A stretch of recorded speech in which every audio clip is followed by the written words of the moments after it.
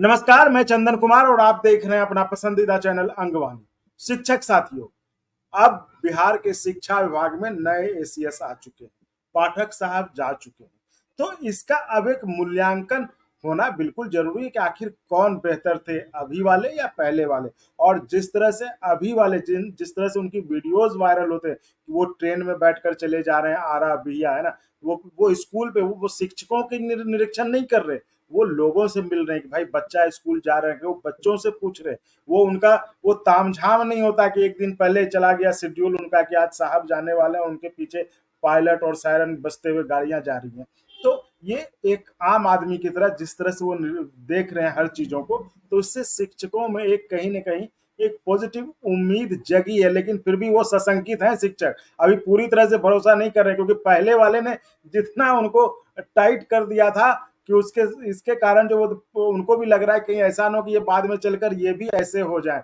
तो इसी सब पर चर्चा करने के लिए हम शिक्षक से ही समझते हैं कि आखिर जो इन एसीएस साहब में जो अभी आए हैं और जो पहले वाले एसीएस थे, तो ये कार्य का जो माहौल है पूरे शिक्षा विभाग में वो कैसा है। उसके लिए हम चर्चा के लिए जुड़ते हैं बिहार के प्रारंभिक परिवर्तनकारी शिक्षक संघ की प्रदेश उपाध्यक्षा पूनम कुमारी मैम से, जो हमारे साथ लाइव जुड़ी हैं सिवान से। पूनम जी, बहुत बहुत स्वागत है अंगवानी पर आपका।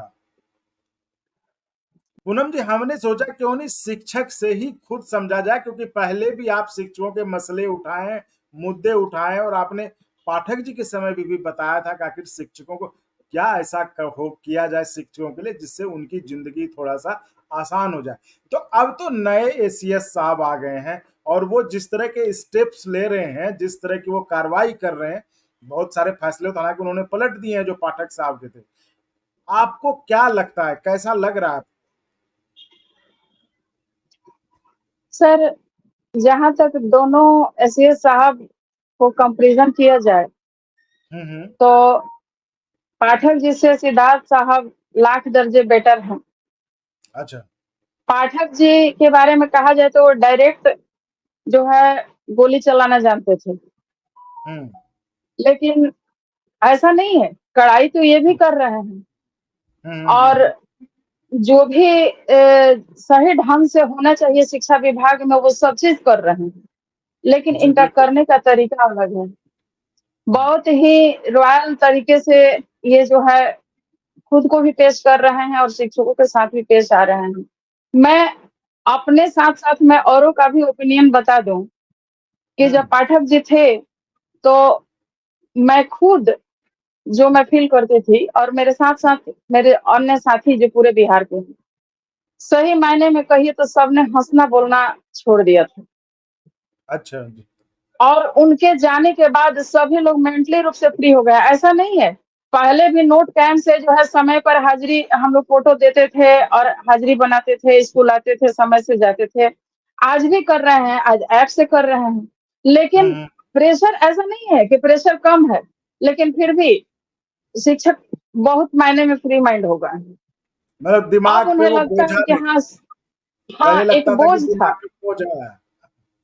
हाँ, एक जी। बोझ है। लगता था जैसे कुछ समय हम लोग नौकरी कर रहे थे, लेकिन उस नौकरी को हम लोग नौकरी नहीं बोझ समझ कर रहे थे, लेकिन आज हम लोग लग रहा है कि अब फिर से हम लोग नौकरी करने लगे हैं। जी यही मतलब अंतर बहुत है सर, इसलिए मतलब कि बहुत कुछ उन्होंने जी जी जी, जारी रखें आप। उन्होंने इतना प्रेशर दिया था कि शिक्षक सोते जागते हुए सपने में भी पाठक जी ही नजर आते थे सबको। ऐसा नहीं है, हम आज भी बच्चों को पढ़ाते हैं, हम पहले भी पढ़ाते थे। और जो हमारी कमियां हैं सो हम अपनी कमियों को देख रहे हैं, बच्चों में जो कमियां हैं हम उन्हें भी देख रहे हैं। और हमारे सिद्धार्थ साहब जो हैं इतने रॉयल व्यक्ति हैं, मीडिया के द्वारा ही पता चल रहा है, क्योंकि हम लोगों ने तो रूबरू उन्हें देखा नहीं है, लेकिन मीडिया से ही पाठक जी को भी उनके बारे में भी जाना और इनसे मीडिया से ही जो है इनके बारे में भी जाना। तो जी ये जो है औरों से बेटर है। ये धरातल के व्यक्ति हैं, कड़ाई में इनके समय में भी कोई कमी नहीं है, लेकिन इनका तरीका अलग है। पाठक मतलब जी आप ये एकदम सूट एंड साइड का ऑर्डर देते थे, लेकिन इनमें वो बात नहीं है। ये सबको सबके सामने जो है मैंने शिक्षकों को बेइज्जत करना नहीं जानते, इजली रूप से ये समझा रहे हैं। जी मतलब आप यही ये कह रहे अंतर हैं कि तो हम मेरी नजर में आ रहा है। जी। आप ये कह रहे हैं कि हालांकि अभी समस्याएं शिक्षकों की मतलब खत्म नहीं हुई है, शिक्षकों की समस्याएं वैसी ही हैं, वो पहले भी अटेंडेंस बनाते थे, आज भी बना रहे हैं, अंतर सिर्फ है कि ऐप पे आ गया है। लेकिन एक जो दिमाग पर, एक सिर पे जो बोझ लगता था, एक प्रेशर लगता था, वो अब शिक्षकों के पास नहीं है और शिक्षक अब थोड़ा सा खुली हवा में सांस ले पा रहे हैं। जी। तो ये जी ऑनलाइन अटेंडेंस लेके काफी बिहार में चल रहा है, इस पर क्या कहेंगी आप? सर, ऑनलाइन अटेंडेंस बिहार में चल रहा है, हम शिक्षक बना भी रहे हैं, लेकिन समस्याएं अभी उनमें बहुत हैं। कभी होता है क्या कि हम स्कूल इन करते हैं तो हमारा नेट काम नहीं करता, या फिर वो ऐप ही काम नहीं करता। नेट जी। ऑफ करो, ऑन करो में ही कितना समय बीत जाता है। कभी-कभी इन समय ले लेता है तो आउट समय नहीं लेता है। बहुत सारे हमारे ही विद्यालय में जो हमारे बहुत सारे साथी हैं, जिनका आउट लेता ही नहीं है। तो अभी बहुत सारी समस्याएँ इसके साथ-साथ जो है, हमें मान लीजिए सीएल लेना है, एसएल लेना है या किसी को मेडिकल लेना है, इसकी भी फैसिलिटीज़ उसमें नहीं मिली है। कोई भी पर्व त्योहार है या फिर जो छुट्टियाँ हैं, वो भी उसमें कहीं सबमिट नहीं किया गया है। तो अभी बहुत सारी परेशानियाँ आ रही हैं, और ऐप कभी-कभी क्या है कि हम लोग विद्यालय में ही हैं और विद्यालय से जो है 500 मीटर, 700 मीटर अलग दिखा रहा है कि आप उस उतने दूर हैं। तो अभी बहुत सारी समस्याएँ आ रही हैं, और पहले भी मान लीजिए कि हम लोग मैनुअल हाज़िरी बनाते थे, आज भी बना रहे हैं। ऐप से बना रहे हैं लेकिन मैनुअल भी बना रहे हैं, इसलिए कि इस ऐप का कोई भरोसा नहीं है। जी। कभी-कभी होता है कि अभी आजकल बारिश का दिन है और हम्म। रात-रात भर बारिश हो रही है, बिजली चली जा रही है, तो मोबाइल चार्ज नहीं है, तो ये भी हमारे बहुत सारे साथियों के साथ समस्या है। आजकल ये तो तो मतलब जी जी, आप बोल रहे। इसके लिए जो है मैं तो एसईएस साहब से यही अनुरोध करूँगी कि मोबाइल के बदले वो विद्यालय में ही जो है